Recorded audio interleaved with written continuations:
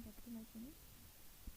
Today we are going to discuss about Bloom's taxonomy. देखो, जो भी हमारा सीटेट एग्जाम है, DSSB एग्जाम है, KDS है, NDS है या हमारा EMRS है, जिसमें भी टीचिंग एप्टीट्यूड या फिर हमारा पेडागोजी, टीचिंग मेथोडोलॉजी, ये सब टॉपिक इंक्लूड किए जाते हैं और लर्निंग का कंसेप्ट आता है, क्योंकि टीचिंग लर्निंग मेथड आता है तो इसमें ब्लूम्स टैक्सोनॉमी इम्पोर्टेंट हो जाती है. ठीक है, तो ब्लूम्स जो टैक्सोनॉमी है उसके बारे में ही आज हम बात करेंगे. उसके बारे में ही आज हम समझेंगे कि क्या होता है. ये लर्निंग थ्योरी है. ठीक है, लर्निंग के बारे में बात करती है ब्लूम्स टैक्सोनॉमी.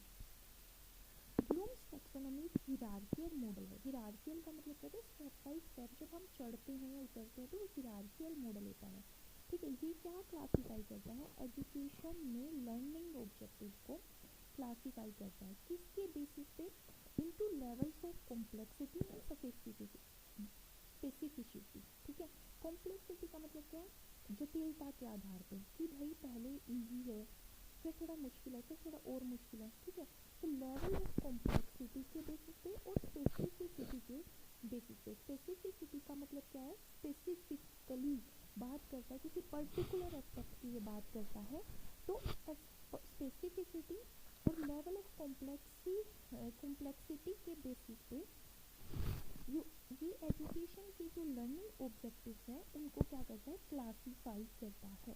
ठीक है, किसमें करता है, हिरार्कियल मॉडल में, मतलब स्टेप बाय स्टेप एक मॉडल बनाता है, सीरीज बनाता है, जिसमें ये अलग अलग लर्निंग का लेवल बताता है उनकी जटिलता के आधार पे. ठीक है, it was first introduce by, किसने इंट्रोड्यूस की थी ब्लूम्स टैक्सोनॉमी, बेंजामिन ब्लूम ने 1956 में. कब करी थी, 1956 में. ठीक है, उसी के बाद ये एजुकेशन में हायर फॉर्म ऑफ थिंकिंग को, मतलब एडवांस थिंकिंग को, कॉन्सेप्चुअल हाइपो डिडक्टिव थिंकिंग को, रीजनिंग कैपेबिलिटी को इंट्रोड्यूस कराने के लिए एजुकेशन में प्रमोट की जाती है.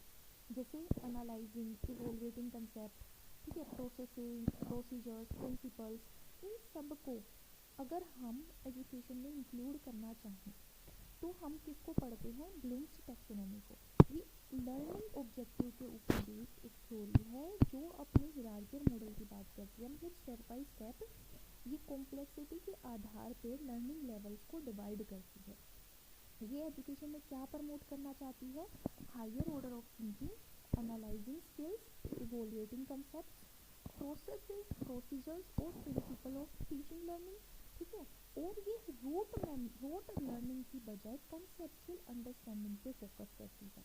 ठीक है, ब्लूम्स टैक्सोनॉमी को 3 डोमेन में क्लासिफाई किया जाता है. कितने डोमेन्स में, 3 डोमेन्स में. इंपॉर्टेंट है, हर बार हमारी NET 2020 भी इन्हीं 3 डोमेन की बात करती है. जो वो किसकी बात करती है, जो वो होलिस्टिक डेवलपमेंट की बात करती है, तो बोलती है कि ओवरऑल डेवलपमेंट होगी, मतलब इन 3 डोमेन्स में डेवलपमेंट होगी. कॉग्निटिव डोमेन में, अफेक्टिव डोमेन में, साइकोमोटर डोमेन में.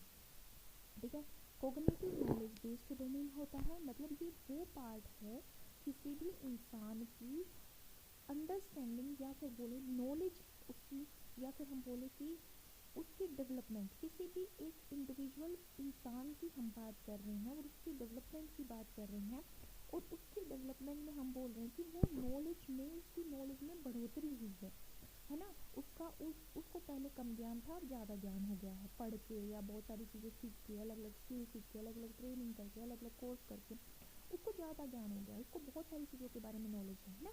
तो वो कौन से डोमेन की बात कर रहे हैं हम, कॉग्निटिव डोमेन की. फिर हम इमोशंस के बेसिस पे कि भाई उसको रिलेशनशिप हैंडल करना नहीं आता, वो दूसरों से अच्छे से बात नहीं कर पाता, दूसरों के इमोशंस नहीं समझ पाता, तो ऐसी जब हम बात करते हैं तो हम कौन से एस्पेक्ट की बात करते हैं, अफेक्टिव डोमेन की बात करते हैं. किसकी बात करते हैं, अफेक्टिव डोमेन की बात करते हैं. जब हम अपनी माइंड से को सोच के, अपने इमोशंस को और अपनी कॉग्निटिव डोमेन दोनों का यूज़ करके जब हम उसको एक्शन में लेके आते हैं, एक्शन बेस्ड जब हम उससे काम करते हैं, ठीक है, उसको इम्प्लीमेंट करते हैं, तो वो किसमें आता है, साइकोमोटर डोमेन में आता है. तो इन्हीं 3 डोमेन की बात करते हैं कौन, ब्लूम. ठीक है, इन्होंने अपनी थ्योरी कब दी थी, 1956 में दी थी. इनका पूरा नाम क्या है, बेंजामिन ब्लूम है. ये किस थ्योरी की बात करते हैं, लर्निंग थ्योरी की बात करते हैं. इनकी थ्योरी कैसी है, हिरार्कियल मॉडल है इनका. ठीक है, तो देखते हैं ब्लूम्स की टैक्सोनॉमी।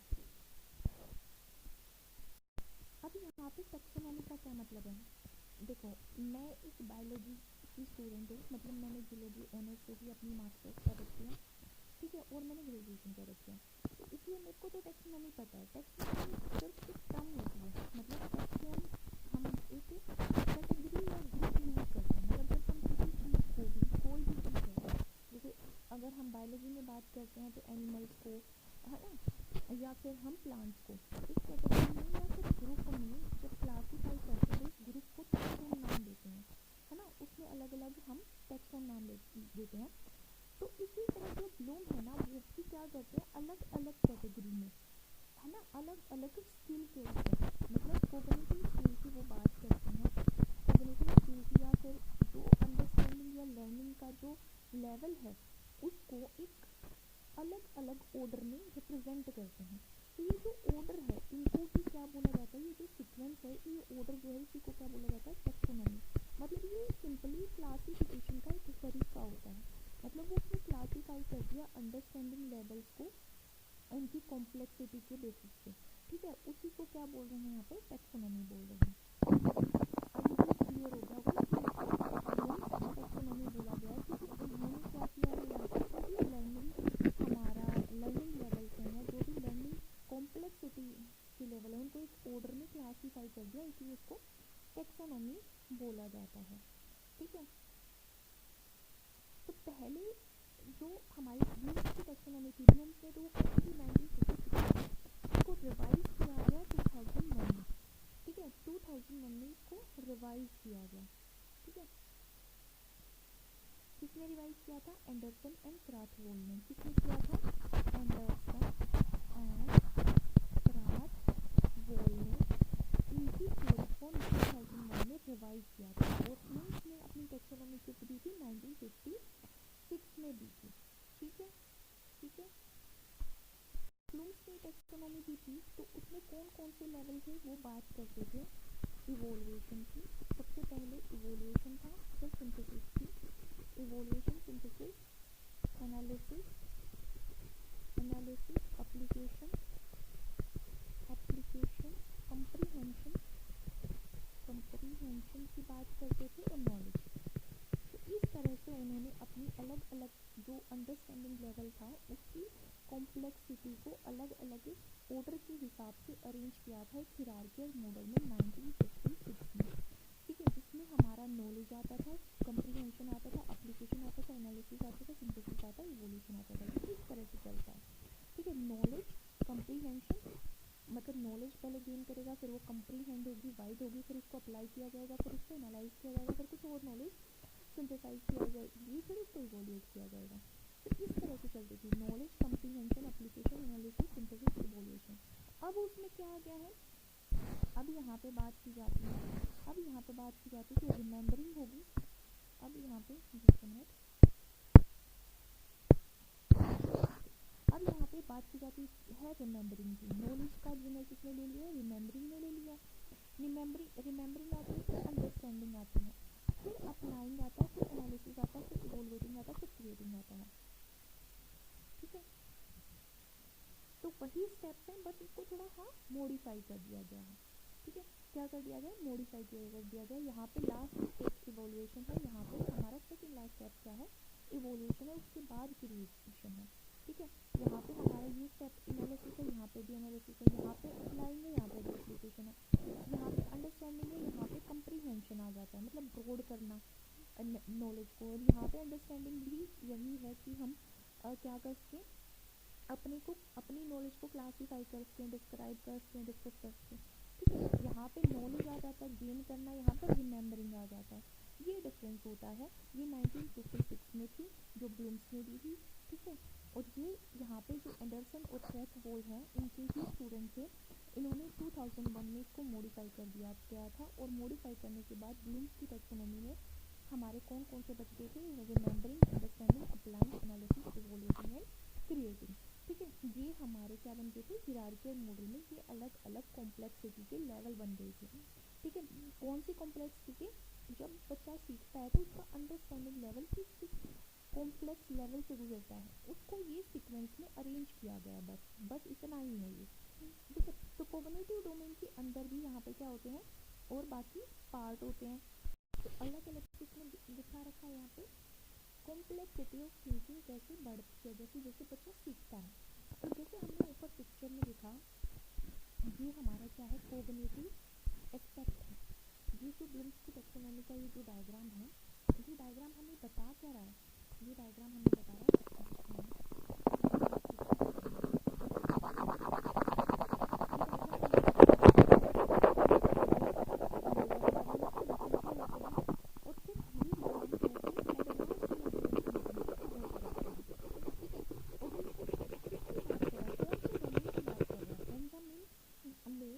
बेंजामिन ब्लूम्स ने कौन से डोमेन की बात की है, सबसे पहले कोग्निटिव डोमेन की वो बात करते हैं। ठीक है, कोग्निटिव डोमेन के अंदर ये जो 6 लेवल ऑफ थिंकिंग है या 6 लेवल ऑफ अंडरस्टैंडिंग है। इस लेवल ऑफ थिंकिंग भी बोल सकते हैं या फिर 6 लेवल ऑफ अंडरस्टैंडिंग भी बोल सकते हैं। ठीक है, अंडरस्टैंडिंग भी इसको बोल सकते हैं। तो यहाँ पे ये वाला जो है ये क्या है, लोअर लेवल ऑफ थिंकिंग, क्योंकि यहाँ पे सिर्फ क्या आता है, यहाँ पे सिर्फ बच्चा लर्न करेगा, रिमेंबर करेगा, समझेगा चीज़ों को। जैसे यहाँ पे क्या लिख रखा है, कैन द स्टूडेंट रिकॉल और रिमेंबर द इंफॉर्मेशन। कोई भी इंफॉर्मेशन जो हमने बच्चों को दिखाई, समझाई, इंस्ट्रक्ट करी, जैसे किसी चीज़ की डेफिनेशन है उनको समझ में आ गई, या कुछ हमने उनको टेबल्स लर्न करवा दी तो मेमोराइज करवा दिया। ठीक है, तो वो क्या है, वो कौन सी स्टेट में है, रिमेंबरिंग की स्टेट में है। तो जब भी हम बच्चों को कुछ डेफिनेशन बताते हैं या किसी चीज़ की आइडेंटिफिकेशन सिखाते हैं या टेबल्स लर्न करवाते हैं तो वो रिमेंबरिंग में आता है। ठीक है, जैसे फॉर एग्जांपल यहाँ पे क्या होगा हमारे पास, यहाँ पे हमारे पास होगा, जैसे मैंने बोला कि फोटोसिंथेसिस की मैंने बच्चों को डेफिनेशन बताई और फिर मैं बोल रही हूँ right the definition of photosynthesis. तो बच्चों ने क्या किया, पहले दिन मैंने क्लास में फोटोसिंथेसिस समझाया, फिर मैंने बोला इसको लर्न करके लेके आओ। अगले दिन मैं बच्चों से पूछता हूँ right the definition of photosynthesis, तो ये कौन से लेवल ऑफ थिंकिंग में आएगा, ये रिमेंबरिंग में आएगा। ठीक है, फिर मैंने बच्चों को स्पीड का फॉर्मूला बताया कि डिस्टेंस बाय टाइम होता है। ठीक है, फिर मैंने अगले दिन कुछ क्वेश्चंस करवाए इसके ऊपर। मैं अगले दिन बोल रही हूँ बच्चों को, नेक्स्ट कंसेप्ट समझा रही हूँ कि वेलोसिटी क्या होता है। तो वेलोसिटी समझने से पहले मैं उनको बोलती कि भाई change in speed with time. तो मैं पूछती हूँ बच्चों को कि स्पीड क्या होती है, तो वो क्या है, बच्चे याद करेंगे, हाँ कल हमने पढ़ा था स्पीड क्या होती है, तो इसको क्या बोलते हैं, रिमेंबरिंग। तो ये लोवेस्ट लेवल ऑफ थिंकिंग होता है और ये कोग्निटिव डोमेन में आता है। ब्लूम्स टैक्सोनॉमी का सबसे पहला और क्या बोले कि लोअर स्टेज होती है अंडरस्टैंडिंग की। ठीक है, फिर सेकंड आता है हमारे पास अंडरस्टैंडिंग लेवल। सेकंड क्या आता है, अंडरस्टैंडिंग लेवल आता है। अंडरस्टैंडिंग लेवल में क्या होता है, अंडरस्टैंडिंग लेवल में एक्सप्लेन किए जाते हैं आइडियाज। क्या एक्सप्लेन किए जाते हैं, आइडियाज एक्सप्लेन किए जाते हैं, कंसेप्ट एक्सप्लेन किए जाते हैं अपने खुद के वर्ड्स में। तो इसको हम क्या बोल सकते हैं, इसको हम कंप्रीहेंशन भी बोल सकते हैं। कंप्रीहेंशन लेवल है, बच्चा खुद को कंप्रीहेंड कर रहा है। जैसे मैंने बच्चे को डेफिनेशन बताई मेटल्स और नॉन मेटल्स की, और मेटल्स की मैंने डेफिनेशन बता दी कि मेटल्स ऐसी होती है जो शाइनी होती हैं, ठीक है, जो हार्ड होती हैं, जो भाई साउंड प्रोड्यूस करती हैं, ठीक है, जिनको शीट्स में कन्वर्ट किया जा सकता है, वायर्स में कन्वर्ट किया जा सकता है। नॉन मेटल्स ऐसी होती हैं जो भाई जिनमें लस्टर नहीं होता, जो साउंड नहीं प्रोड्यूस करती, जो मेलिएबल नहीं होती। ठीक है, तो मेटल्स और नॉन मेटल्स की मैंने जब डेफिनेशन बताई तो बच्चे ने लर्न करना थी रिमेंबरिंग स्टेज थी। फिर मैंने बच्चे को बोला कि यहाँ पे जितने भी ऑब्जेक्ट रूम में दिख रहे हैं उनको मेटल्स और नॉन मेटल्स में क्लासीफाई करो। तो यहाँ पे बच्चे का कौन सा लेवल ऑफ थिंकिंग काम आएगा, अंडरस्टैंडिंग लेवल ऑफ थिंकिंग काम आएगा। मैं बच्चे को बोल रही हूँ कि डिस्क्राइब करो ये मोनोकोटिलीडोन है, डाइकोटिलीडोन है, या फिर ये हमारे पास एंजियोस्पर्म है, जिम्नोस्पर्म्स है ना, एक्सप्लेन करो। या फिर मैं बच्चे को बोल रही हूँ कि है ना मेरे को वर्ब्स की फॉर्म को अप्लाई करके दिखाओ, मेरे को अब पास्ट फॉर्म को भी अप्लाई करके दिखाओ और मेरे को प्रेजेंट फॉर्म को भी सेंटेंस में अप्लाई करके दिखाओ। तो वो क्या कर रहा है, अंडरस्टैंडिंग लेवल दिखा रहा है बच्चे का। ठीक है, क्या दिखा रहा है, अंडरस्टैंडिंग लेवल दिखा रहा है यहाँ पे। तो फिर उसके बाद आ जाता है अप्लाइंग। फिर कौन सी स्टेज आती है, अप्लाइंग स्टेज आती है। अप्लाइंग में क्या करता है बच्चा, जो नॉलेज उसने सीखी है, अब जो उसने सीखा है, जो नॉलेज है, उसको वो रियल लाइफ में यूज़ करता कैसे है, अपनी प्रॉब्लम सोल्व करने के लिए कैसे यूज़ करता है, नई सिचुएशंस के साथ डील करने में कैसे यूज़ करता है।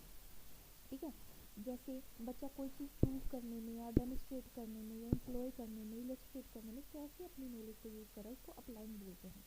जैसे कोई मैंने न्यूटन का सेकंड लॉ बच्चों को पढ़ाया, न्यूटन सेकंड लॉ मैंने समझाया बच्चों को, तो उसके बाद मैंने उनको न्यूमेरिकल दे दिए, न्यूमेरिकल दे दिए। तो न्यूमेरिकल यहाँ पे किसको रिप्रेजेंट कर रहा है, न्यूमेरिकल यहाँ पे रियल लाइफ हमारा एक सिचुएशन को रिप्रेजेंट कर रहा है। वो रियल सिचुएशन है, प्रैक्टिकल सिचुएशन है, जिसमें बच्चा अपनी नॉलेज को अप्लाई करेगा, जो भी फॉर्मूला, जो भी कंसेप्ट उसने सीखा है। तो यहाँ पे क्या कर रहा है, वो नॉलेज को अप्लाई कर रहा है। नेक्स्ट क्या आता है, एनालाइजिंग आता है। एनालाइजिंग क्या है, हायर ऑर्डर ऑफ थिंकिंग। ठीक है, हायर ऑर्डर ऑफ थिंकिंग आ गया। ये क्या है, हायर ऑर्डर ऑफ थिंकिंग में आते हैं, ये हमारे हायर ऑर्डर थिंकिंग में आते हैं। और नीचे के जो हमारे रिमेंबरिंग, अंडरस्टैंडिंग और अप्लाइंग है, ये लोअर ऑर्डर ऑफ थिंकिंग में आते हैं। ठीक है, लोअर ऑर्डर ऑफ थिंकिंग में आते हैं। तो एनालाइजिंग में क्या करता है, वो इंफॉर्मेशन को छोटे छोटे पार्ट्स में तोड़ता है, फिर उन पार्ट्स के बीच में रिलेशनशिप निकालने की कोशिश करता है। जैसे जब बच्चा एनालाइज करना सीख जाए, चीज़ों को कंपेयर करना सीख जाए, डिस्टिंग्विश करना सीख जाए, ठीक है, या वो डिस्टिंग्विश करना सीख जाए, या फिर वो क्या करना पड़ेगा, एग्जामिन करना सीख जाए, कैटेगराइज करना सीख जाए, तो वो कौन से ऑर्डर ऑफ थिंकिंग को रिप्रेजेंट करता है, वो करता है एनालाइजिंग को। जैसे मैंने बच्चों को कंसेप्ट सिखाया कि मेरे माइटोसिस और मियोसिस का, मैंने बोला डिवीजन, सेल में क्या होता है डिवीजन, डिवीजन दो टाइप का होता है। मैंने बच्चों को बोला कि माइटोसिस होता है और मियोसिस होता है। ठीक है, डिवीजन दो टाइप का। मैंने बोला माइटोसिस में एक सेल ना दो सेल में टूट जाती है, और मियोसिस में क्या होता है, एक सेल चार सेल्स में टूट जाती है। मैंने बोला ये रिडक्शनल डिवीजन है, इसमें यहाँ पे 2n नंबर ऑफ क्रोमोसोम होंगे तो n आएंगे दोनों सेल्स में। मैंने यहाँ पे बोला कि यहाँ पे अगर 2n होगा तो 2n ही आएगा दोनों के अंदर, अगर n होगा तो n ही आएगा। ठीक है, तो मैं बोल रही हूँ इक्वेशनल डिवीजन है, ये रिडक्शनल डिवीजन है, मैंने ऐसे बोल दिया। तो अब उसको बच्चे यूज कर रहे हैं, उसको यूज कर रहे हैं आइडेंटिफाई करने के लिए कि बॉडी में सेल्स डिवाइड हुई, जैसे हमारा जाइगोट डिवाइड हुआ तो बहुत सारी सेल्स बना रहा है ना, एक से दो, दो से चार, चार से 16, 32, ठीक है, ऐसे बन गई। तो कौन सा डिवीजन हो रहा है, तो वो बोलेगा कि नहीं माइटोसिस डिवीजन हो रहा है। फिर मैंने बोला कि स्पर्म बन रहे हैं, एक स्पर्मेटोजोआ से 4 स्पर्म बन रहे हैं, तो वो बोलेगा कौन सा डिवीजन हो रहा है, मियोसिस डिवीजन हो रहा है। ठीक है, तो यहाँ पे बच्चा क्या कर रहा है, एनालाइज कर रहा है, जो भी उसने सीखा उसको एनालाइज करना, उसको यूज करना सीख रहा है। नेक्स्ट है इवोल्वेटिंग। इवोल्वेटिंग जज करता है बच्चा, जस्टिफाई करता है, जो भी डिसीजन उसने बनाया है उसको क्राइटेरिया में डाल के वो जस्टिफाई करता है, जज करता है। ठीक है, अप्रेज कर सकता है, आर्ग्यू कर सकता है, डिफेंड कर सकता है, डिफेंडिंग की कैपेबिलिटी आ जाती है जब बच्चे में, तो इवोल्यूशन आ जाता है। जैसे बच्चा यहाँ पे खुद से इवोल्यूट कर लेगा कि ऑनलाइन लर्निंग बेहतर है या उसको ऑफलाइन जाके ही पढ़ना है, उसको ऑफलाइन ट्यूशन चाहिए या ऑनलाइन यूट्यूब से वो पढ़ लेगा, तो वो इवोल्यूट कर सकता है। ठीक है, वो साइंटिफिकली प्रूव कर सकता है, तर्क वितर्क दे सकता है। ठीक है, तो वो इवोल्यूट कर सकता है। क्रिएटिंग का मतलब क्या है, जब बच्चे क्रिएट करते हैं, जैसे अपनी खुद की आर्ट जब क्रिएट करने लग जाते हैं, खुद के डिज़ाइन आर्किटेक्चर में, खुद की नॉलेज को जब कंस्ट्रक्ट करने लग जाते हैं, डेवलप करने लग जाते हैं, फॉर्मूला को एक्सप्लेन कर सकते हैं, फॉर्मूला को तोड़ मरोड़ के शॉर्ट फॉर्म में याद कर सकते हैं, तो वो क्रिएटिंग हो गया। लेसन प्लान क्रिएट करना, जैसे टीचर बन जाते हैं जब हम लेसन प्लान क्रिएट करते हैं किसी भी टॉपिक के ऊपर, ठीक है, एक्सपेरिमेंट करते हैं, तो वो क्रिएटिंग के ऊपर आ गया। ठीक है, तो लोअर लेवल बेसिक लर्निंग, ठीक है, और higher level advance critical thinking. तो यहाँ पे हम किस पे जा रहे हैं, लोअर लेवल से, मतलब कि बेसिक लर्निंग से, ये बेसिक लर्निंग है, बेसिक लर्निंग से हम किस पे जा रहे हैं, एडवांस्ड क्रिटिकल थिंकिंग की तरफ जा रहे हैं, जिसके बारे में कौन बात करता है, ब्लूम्स बात करते हैं, बेंजामिन ब्लूम, और ये मैंने अपनी थ्योरी कॉपी थी 1936 में दी थी। ठीक है, अब इनमें से अगर क्वेश्चन पूछा जाए, इसी में से कॉग्निटिव डोमेन में से मैं क्वेश्चन पूछूं, इनमें से कौन सा लेवल है जो क्रिटिकल थिंकिंग के ऊपर फोकस करता है, क्रिटिकल थिंकिंग के ऊपर कौन फोकस करता है, एनालाइजिंग और इवैल्यूएटिंग। ठीक है, और रिकॉल के, अगर मैं बोलूँ कौन सा है इनमें से लेवल जो रिकॉल में इन्वॉल्व होता है, रिकॉलिंग में, रिमेंबरिंग, अगर मैंने बोला नए आइडियाज़ को क्रिएट करने में क्रिएटिंग, ठीक है। हायर ऑर्डर स्किल्स कौन कौन से हैं हमारे पास, एनालाइजिंग, इवोल्यूटिंग और creating. Lower level, basic level कौन सा, रिमेंबरिंग, अंडरस्टैंडिंग, अप्लाइंग, ठीक है। ये मैंने यहाँ पे कुछ निमोनिक शेयर किया, ये मैंने नेट से ही उठाया है, कि इसको कैसे याद रखेंगे। Real umbrellas always appreciate every side. तो real umbrella always appreciate every cloud, ठीक है। पर मैं ये बोलना चाहूँगी कि मैं ऐसे याद नहीं करती, मैं निमोनिक्स के साथ बहुत कम चीज़ें याद करती हूँ। तो मैं तो ऐसे याद करती हूँ कि कोग्निटिव में क्या आता है हमारे यहाँ पे, सबसे पहले बच्चा रिमेंबर करेगा। अगर हम कंसेप्ट समझ लेते तो उसी से हमें समझ में आ जाता है।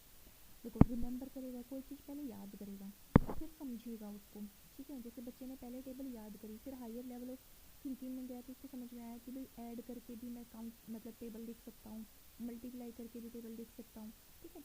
रिमेंबरिंग हुई, फिर उसकी अंडरस्टैंडिंग हुई, फिर उसको मल्टीप्लाई के जब सम करता है, डिवीजन के सम करता है, तब अप्लाई करता है, फिर एनालाइज करता है, फिर वो इवोल्यूट करता है, फिर कुछ नया क्रिएट करता है। तो remembering, understanding, applying, analysing, evaluating, creating, आप ऐसे लर्न कर सकते हो। ये यहाँ ये लोवेस्ट लेवल है, ठीक है, और ये क्या है, हाईएस्ट लेवल है। फिर इसके बाद हमारा सेकंड डोमेन आता है लर्निंग का, वो क्या है, इफेक्टिव डोमेन है।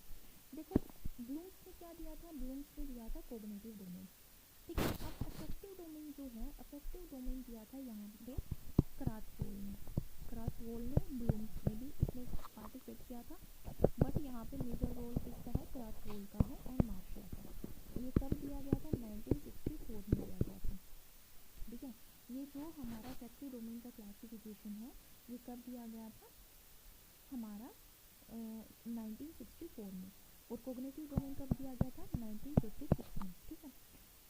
देखो, अफेक्टिव डोमेन क्या है, ये इमोशनल पार्ट होता है लर्निंग का। क्या होता है, इमोशनल पार्ट होता है लर्निंग का, इमोशनल पार्ट ऑफ लैंग्वेज, जो किसको सपोर्ट करेगा, ओवरऑल मेंटल डेवलपमेंट को। किसको सपोर्ट करेगा, ये सपोर्ट करेगा ओवरऑल मेंटल डेवलपमेंट को। मेंटल डेवलपमेंट को समझते हैं कैसे। देखो, अफेक्टिव डोमेन के अंदर आता है हमारा एटीट्यूड। एटीट्यूड आता है क्योंकि इमोशनल लेवल आ गया, इमोशंस आते हैं, हम जिन वैल्यूज़ को फॉलो करते हैं वो वैल्यूज़ आती हैं, हमारी फीलिंग्स भी आती हैं उसके अंदर, फीलिंग्स आती हैं, हमारे बिलीव्स आते हैं, हमारा इंटरेस्ट आता है, किसी चीज़ में इंटरेस्ट, एंड हमारा बिहेवियर आता है। तो ये सारी चीज़ें क्या हैं, हमारे इमोशंस हैं। कलेक्टिवली अगर मैं इसको बोलूँ तो ये क्या है, हमारे इमोशंस हैं, ठीक है। तो अगर हम कोग्निटिव की मैं बात करती हूँ, जब मैं कोग्निटिव डोमेन की बात करती हूँ तो मैं बोलती हूँ थिंकिंग लेवल है ये, थिंकिंग कैपेबिलिटी के बारे में बता रहा है, एनालिटिकल कैपेबिलिटी के बारे में बता रहा है, तो ये माइंड से रिलेटेड चीज़ों को डिस्कस करता है। तो कोग्निटिव अगर ब्रेन है या माइंड है, तो इमोशंस क्या है, मेरा हार्ट है, ठीक है। तो ये क्या है, हार्ट है। तो अफेक्टिव डोमेन क्या है, हार्ट है। कैसा मैं फील करती हूँ, किन चीज़ों को मैं वैल्यू देती हूँ, क्या मेरी इंटरेस्ट है, मेरे बिलीफ है, मेरा बिहेवियर है, वो किस में आता है, मेरा अफेक्टिव डोमेन के अंदर आता है। किसके अंदर आता है, अफेक्टिव डोमेन के अंदर आता है। अफेक्टिव डोमेन भी कैसे अरेंज किया गया है, लोअर लेवल से हायर लेवल की तरफ अरेंज किया गया, जैसे ब्लूम्स में कोग्निटिव डोमेन में हमने देखा, ठीक है। इसमें पहला क्या आएगा, रिसीविंग, ठीक है, रिसीविंग। अब देखते हैं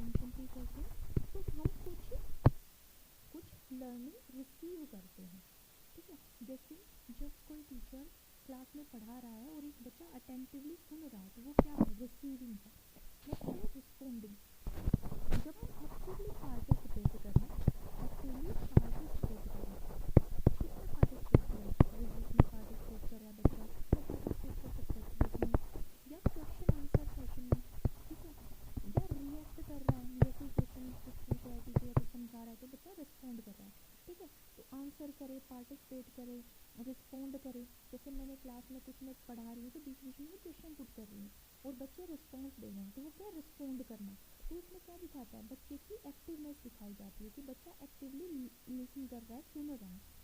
वैल्यूइंग, जब लर्नर वैल्यूइंग करना सीखता है, मतलब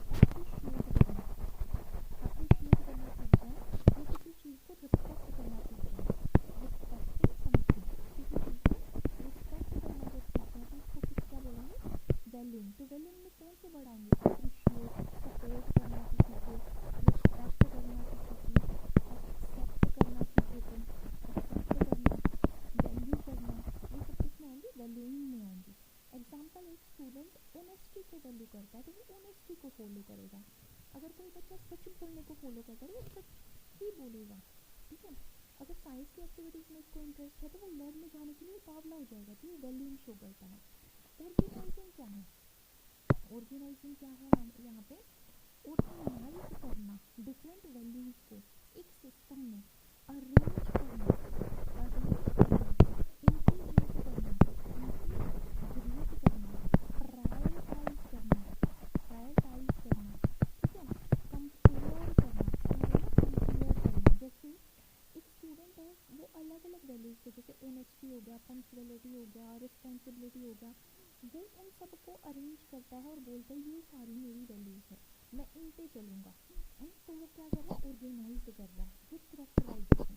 करेक्टराइजेशन का मतलब होता है इंटरनलाइजेशन ऑफ वैल्यू, मैं अंदर ले रही हूँ किसी वैल्यू को। तो इंटरनलाइजेशन ऑफ वैल्यू की होती है, विजन ऑफ वैल्यू इसमें आती है, ठीक है। मतलब मैं कंसिस्टेंटली किसी चीज़ पे काम कर रही हूँ, है ना, मैं कोई एक पर्टिकुलर करेक्टर शो कर रही हूँ।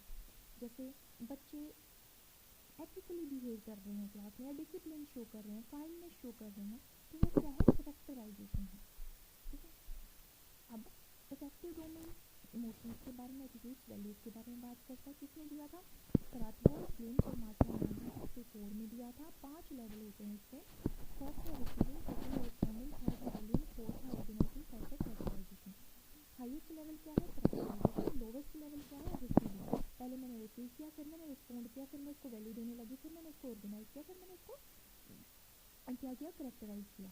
तो अफेक्टिव डोमेन को बढ़ावा देने के लिए या इमोशनल लेवल को स्ट्रॉन्ग करने के लिए टीचर का रोल क्या है, टीचर का क्या रोल है, टीचर्स रोल क्या है, ठीक है।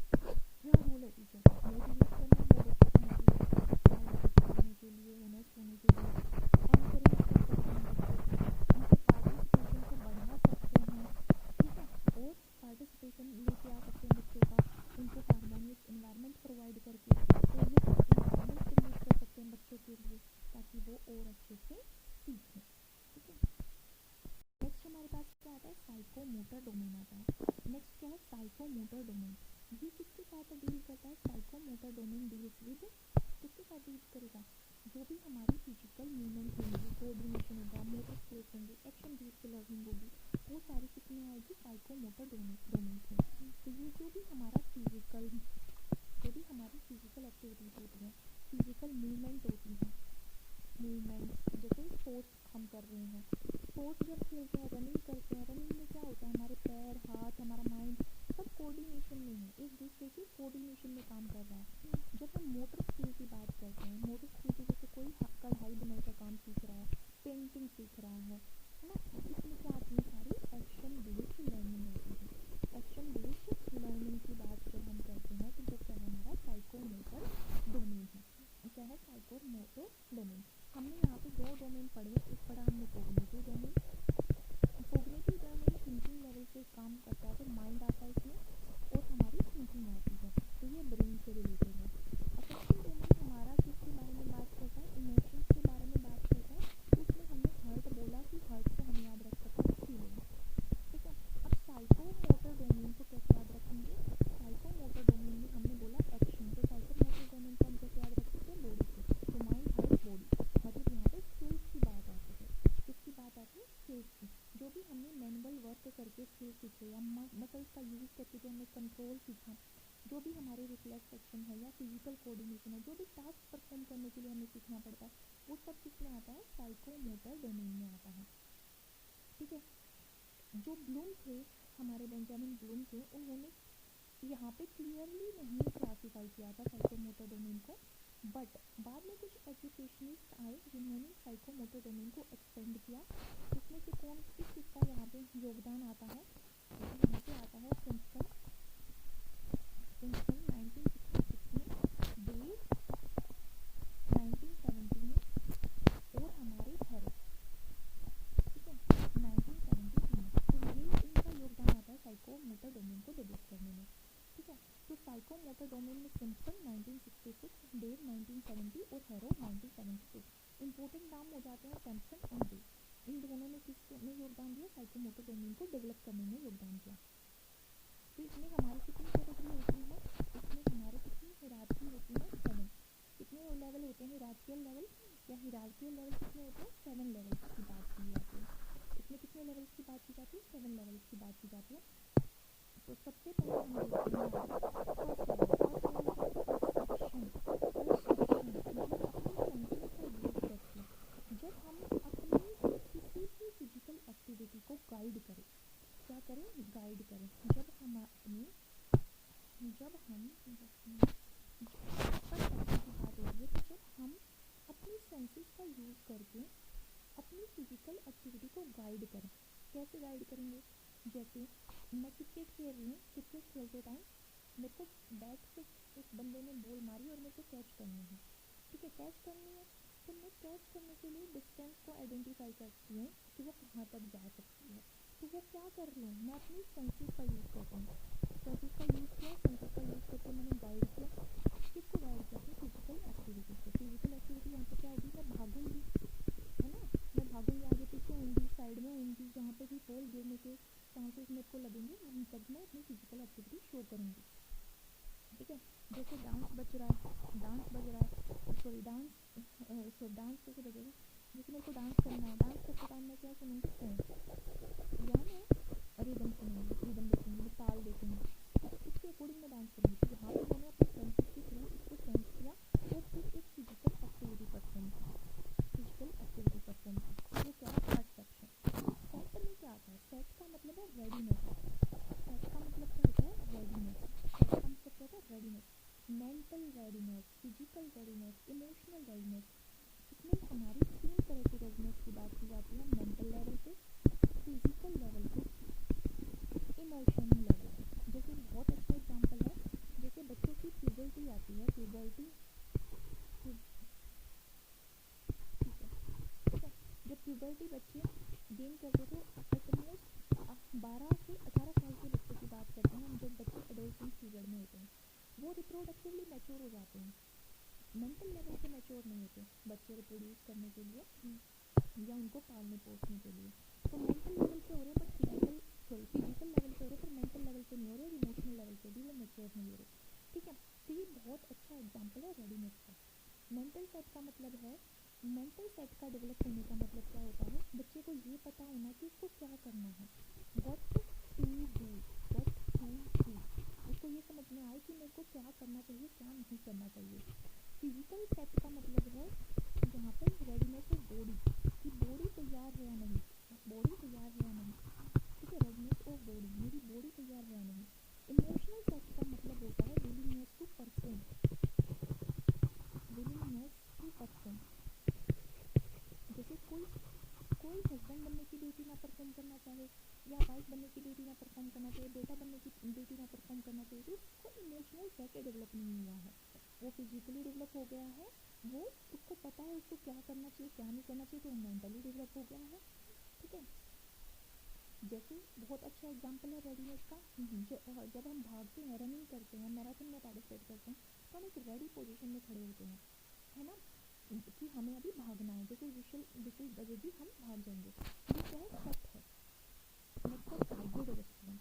नेक्स्ट क्या है? Guided response. गाइडेड रिस्पॉन्स का मतलब होता है imitation plus trial and error. इसमें क्या आता है? इमिटेशन आता है, imitation plus trial and error, trial and error, ठीक है। इमिटेशन का मतलब किसी की नकल करना, इमिटेट करना, फिर उस चीज़ को ट्राई करना, फिर वो गलत हो जाती है तो हम एरर आते हैं। मतलब जब हम कुछ सीखते हैं, जैसे फॉर एग्जाम्पल मैं टीचिंग सीख रही हूँ, ठीक है, तो मैं क्या करूँगी? मैं अपने टीचर से, जैसे मैंने स्कूल में सीखा होगा कि कोई ऐसे एक्सप्लेन करता है तो बहुत अच्छे से हमें समझ में आता था, या मैं किसी यूट्यूब चैनल पे देखूंगी कि कौन कैसा पढ़ा रहा है, किसका कितना अच्छे से समझ में आ रहा है, या मैं कोई लेक्चर मैं ट्रेनिंग लूँगी पढ़ने की, तो मैं उस स्किल को जब अप्लाई कर रही हूँ तो इमिटेट कर रही हूँ, है ना, और मैं कर करके एरर कर करके सीख रही हूँ। जैसे बच्चे कई बार क्या करते हैं, टीचर की हैंड राइटिंग को कॉपी करने की कोशिश करते हैं, या छोटे बच्चे स्पोर्ट के साथ वो क्या करते हैं, स्विमिंग करना सीखते हैं, तो वो क्या है, गाइडेड रिस्पॉन्स। क्या है, गाइडेड रिस्पॉन्स। नेक्स्ट आता है मैकेनिज्म। मैकेनिज्म क्या है, बेसिक प्रोफिशिएंसी। ये क्या है, basic proficiency. Basic proficiency. Basic proficiency का मतलब है लर्नर एक किसी भी स्किल को कॉन्फिडेंस के साथ परफॉर्म करना सीख जाए, तो वो प्रोफिशिएंट हो जाएंगे उस स्किल्स में। अगर कोई भी मैंने स्किल्स सीख लिया और उसको मैं कॉन्फिडेंस के साथ कर सकती हूँ, तो मैं उसमें प्रोफिशिएंट हूँ। उसमें क्या हूँ, प्रोफिशिएंट हूँ, तो मैं मैकेनिज्म आ गया मेरे अंदर। ठीक है, मतलब बच्चे टाइपिंग सीख रहे थे और वो मॉडरेट स्पीड पे टाइपिंग करने लग गए, तो वो प्रोफिशिएंट हो गए। जैसे छोटे बच्चों को हम बाइक पहले दो पीछे टायर लगा के साइकिल चलाना सिखाते हैं और फिर टायर हटा के सिखाते हैं, जब वो रेडी हो जाते हैं, जब वो प्रोफिशिएंट हो जाते हैं। नेक्स्ट है complex overt response. Complex overt response का मतलब है एक्सपर्ट रिस्पॉन्स, मतलब एक्सपर्ट परफॉर्मेंस। इसको क्या बोलेंगे, एक्सपर्ट परफॉर्मेंस या expert performance. Skill performed accurately. अगर किसी भी स्किल को हम एक्यूरेटली, क्विकली और बिना हेजिटेशन के परफॉर्म कर पा रहे हैं, तो हम एक्सपर्ट परफॉर्मेंस है शो कर रहे हैं। वहाँ पे क्या शो कर रहे हैं, एक्सपर्ट परफॉर्मेंस। अगर हम स्किल है कोई भी और उसको परफॉर्म करते टाइम हम एक्यूरेसी दिखा रहे हैं, क्या दिखा रहे हैं, एक्यूरेसी भी दिखा रहे हैं, एक्यूरेसी दिखा रहे हैं, क्विकली कर रहे हैं, क्विक कर रहे हैं, बिना हेजिटेशन के कर रहे हैं, विदाउट हेजिटेशन कर रहे हैं, तो हम वहाँ पे क्या दिखा रहे हैं, वहाँ पे हम क्या दिखा रहे हैं, हम दिखा रहे हैं कि हम क्या हो गए, एक्सपर्ट हो गए, एक्सपर्ट परफॉर्मेंस दिखा रहे हैं। नेक्स्ट है एडेप्टेशन। एडेप्टेशन क्या है, जब मैं अपनी स्किल को मॉडिफाई कर लूँ, जब मैं अपनी स्किल को मॉडिफाई कर लूँ एक नई सिचुएशन में एडजस्ट होने के लिए, नई सिचुएशन के अंदर एडजस्ट होने के लिए जब मैं अपनी स्किल को मॉडिफाई कर लूँ, तो मैं क्या करवाऊँगी, क्या करूँगी, एडेप्टेशन शो करूँगी। ठीक है, जैसे एक डांसर है, वो अलग ताल पे नाचना उसको, तो अपने स्टेप्स को एडजस्ट करेगा। ठीक है, एक ड्राइवर है, वो एडजस्ट करेगा अपनी ड्राइविंग स्किल को, जब वो किसी भी ऐसे ऑफ रोडिंग कर रहा है या स्लिपरी रोड पे जब वो ड्राइविंग कर रहा है। नेक्स्ट क्या है, ऑर्गेनाइजेशन। ऑर्गेनाइजेशन का मतलब क्या है, मोटर स्किल्स में क्रिएटिविटी आना। Creativity in motor skills, creativity in motor skills, motor skills में क्रिएटिविटी आना। जैसे एक कोरियोग्राफर है, नया डांस स्टेप क्रिएट कर रहा है, जैसे भाई कोरियोग्राफर ट्रेन करते हैं हमारे एक्ट्रेस को किसी भी नए सॉन्ग पे डांस करने के लिए, नए नए स्टेप्स लेके आते हैं, तो वो ऑर्गेनाइजेशन कर रहे हैं। एक मास्टर शेफ में देखा है ना हमने, बहुत सारे शेफ होते हैं ना जो कुकिंग करते हैं, वो नई कुकिंग स्टाइल को लेके आते हैं, तो ये क्या है, ऑर्गेनाइजेशन है। ठीक है, परसेप्शन का मतलब क्या था, परसेप्शन का मतलब अपने सेंसेस के थ्रू फिजिकल एक्टिविटी को गाइड करना। सेट का मतलब है रेडीनेस। गाइडेड रिस्पॉन्स का मतलब क्या है, इमिटेट करना, सिर्फ उसको देख देख के करके सीखना। मैकेनिज्म का मतलब है कि हमने बेसिक प्रोफिशिएंसी हासिल कर ली अपने स्किल्स के अंदर। कॉम्प्लेक्स ओवर्ट रिस्पॉन्स का मतलब है कि हम यहाँ पे परफॉर्मेंस एक्सपर्ट बन गए हैं। एडेप्टेशन का मतलब है मैं अपने स्किल्स को सिचुएशन के अकॉर्डिंग एडजस्ट कर लूँ। ऑर्गेनाइजेशन का मतलब है मैं नई स्किल्स, मैं अपने सीखी हुई स्किल में ही कुछ मॉडिफिकेशन करके क्रिएटिविटी लेके आऊँ, मोटर स्किल्स में क्रिएटिविटी लेके आऊँ, वो ऑर्गेनाइजेशन है। ठीक है, ये क्लियर हो गया, I think it is clear. अब हम देखते हैं कुछ क्वेश्चन, यहाँ पे मैंने ये क्वेश्चन इंक्लूड किए हैं, आंसर भी होंगे, तो आपको क्या करना है, आपको बिना आंसर देखे खुद से आंसर देने की कोशिश करनी है, ताकि आप अपने आप को ही इवोल्यूट कर पाओ कि मैंने कितना समझा है, कितना नहीं समझा, या मुझको दोबारा से ये वीडियो देखने की जरूरत है या कहीं से पढ़ने की जरूरत है। ठीक है, देखो फर्स्ट क्वेश्चन क्या है, ब्लूम्स टैक्सोनॉमी प्राइमरी क्लासीफाई, किसको क्लासीफाई करती है, लर्निंग डोमेन्स को, टीचिंग मेथड्स को, classroom discipline techniques, assessment tools, तो वो लर्निंग डोमेन्स को क्लासीफाई करती है। हमने 3 डोमेन्स की बात की, कोग्निटिव डोमेन की बात की, ठीक है, अफेक्टिव डोमेन की बात की, कोग्निटिव डोमेन ब्रेन से रिलेटेड है, अफेक्टिव हार्ट मतलब कि इमोशन से रिलेटेड है। फिर हमने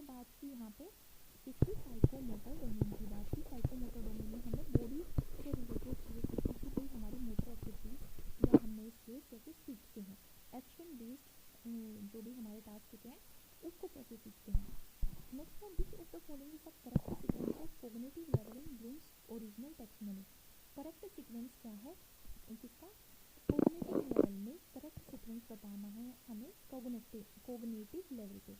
हमने सबसे पहले देखा था यहाँ पे कि सबसे पहले हम नॉलेज लेंगे या रिमेंबर करेंगे, पहले रिमेंबर करेंगे या फिर नॉलेज गेन करेंगे, फिर उसको कंप्रीहेंड करेंगे मतलब उसकी अंडरस्टैंडिंग लेके आएंगे, फिर उस अंडरस्टैंडिंग को हम क्या करेंगे अप्लाई करेंगे, फिर उसको एनालाइज करेंगे, फिर कुछ नया क्रिएट कर सकते हैं, यहाँ पे क्रिएट भी लिखा हो सकता है सिंथेसिस, ठीक है, हमने नया कुछ सिंथेसाइज किया फिर उसको इवोल्यूट किया, ठीक है। Creative is added in which version of Bloom's taxonomy, creative को कब ऐड किया गया है, क्रिएटिव को कब ऐड किया गया है, यहाँ पे हमने देखा था क्रिएटिव को कब ऐड किया, पहले हमारे पास क्या था, पहले हमारे पास सिंथेसिस था, पहले हमारे पास क्या था सिंथेसिस था, और वो कब था 1956 में था, ओरिजिनल जो वर्जन था जो ब्लूम्स ने दिया था, उसके बाद रिवाइज्ड वर्जन आया 2001 में, तो उसके बाद क्या ऐड किया गया क्रिएटिव ऐड किया गया। नेक्स्ट हमारे पास है revised Bloom's taxonomy the highest level of cognitive development, cognitive domain में हाईएस्ट लेवल क्या है, हाईएस्ट लेवल क्या है क्रिएटिंग, पहले इवोल्यूशन आता है फिर क्रिएटिंग आता है। Which action verbs correctly measure the application level, application मतलब अप्लाई करना मतलब यूज करना अपनी अंडरस्टैंडिंग का। Criticising and justifying one verbs use at which level, criticising and justifying are verbs, ये वर्ब्स है कौन से लेवल पे उनमें से यूज की जाएंगी, नॉलेज लेवल पे, कॉम्प्रिहेंशन लेवल पे, इवोल्यूशन लेवल पे या एप्लीकेशन लेवल पे। इवोल्यूट कर रहे हैं हम, क्रिटिसाइज कर रहे हैं, आर्ग्यूमेंट कर रहे हैं, फैक्ट्स के बेसिस पे अपनी नॉलेज के बेसिस पे अपने एक्शंस को जस्टिफाई कर रहे हैं, तो वो इवोल्यूशन के स्टेज पे आता है। Which of the following belongs to affective domain in Bloom's taxonomy, organising values, applying formula, designing a model. Affective domain है, इमोशन से रिलेटेड है, तो मॉडल डिजाइन करना, फैक्ट्स को याद रखना, वैल्यूज को ऑर्गेनाइज करना आएगा इसमें, फॉर्मूलाज को अप्लाई करना कोग्निटिव डोमेन में आ गया, मॉडल को डिजाइन करना भी हमारा कोग्निटिव में आ गया, फैक्ट्स को याद रखना रिमेम्बरिंग हो गया, वैल्यूज को बिलीफ को ये सब किस में आते हैं हमारे इमोशंस में आते हैं, तो इफेक्टिव डोमेन में A will be the correct answer. Psychomotor domain, psychomotor domain किसके साथ डील करते हैं साइकोमोटर डोमेन, साइकोमोटर डोमेन हमारी बॉडी में जब हम बॉडी का यूज करके फिजिकल स्किल सीखते हैं, मोटर स्किल सीखते हैं तब आते हैं, तो physical skills and motor abilities. Next हमारे पास एनालाइजिंग इन्वॉल्व, एनालाइजिंग का मतलब क्या है कंपोनेंट्स को आइडेंटिफाई करना, देखो breaking information into parts, using skills in new situation, making judgement और क्रिएटिंग ए न्यू प्रोडक्ट। देखो जजमेंट बनाना मतलब इवोल्यूट कर रहा है, इवोल्यूशन आ गया, इवोल्यूशन आ गया, नया प्रोडक्ट बना रहा है तो क्रिएटिविटी आ गई, है ना, नई स्किल्स को न्यू सिचुएशन में, using skills in new situation, तो वो अप्लाई कर रहा है, अप्लाई कर रहा है यहाँ पे, वो इन्फॉर्मेशन को पार्ट्स में तोड़ रहा है, मतलब वो एनालाइज कर रहा है, कंपोनेंट्स को समझना, फिर उसके स्ट्रक्चर पैटर्न को समझ के उसको तोड़ के ही तो समझेगा, किसी भी इंफॉर्मेशन को तोड़ के ही तो हम समझते हैं, एनालाइज करते हैं कि इसको अप्रोच कैसे करना है, जैसे अभी यहाँ पे हमने पहले क्वेश्चन पढ़ा, फिर हमने ऑप्शंस पढ़े, फिर हमने देखा कि ये कौन से लेवल में आ सकता है, कौन से लेवल में आ सकता है, तो ये क्या है breaking information into parts, we are analysing here, है ना।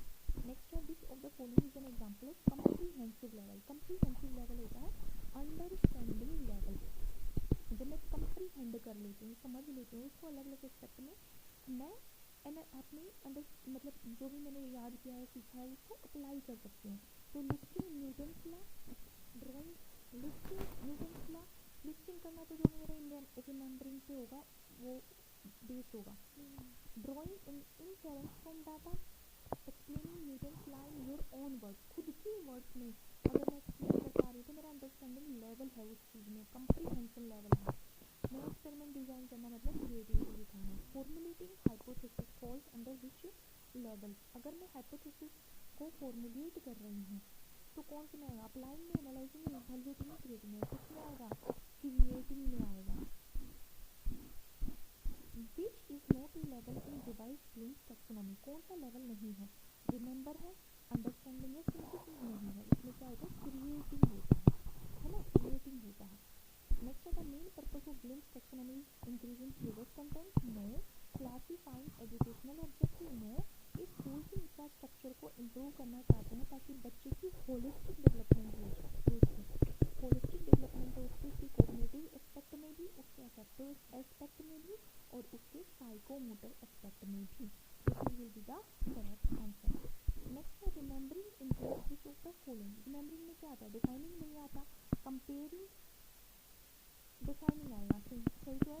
कुछ ने डेफिनेशन दी और फिर इसको मैं डिफाइन कर रही हूँ, जैसे मैंने याद किया फोटोसिंथेसिस क्या होता है, ठीक है। कंपेयर करना नहीं आता इसमें, ठीक है। कंस्ट्रक्टिंग और इवैल्यूएटिंग नहीं आता, तो डिफाइनिंग आएगा।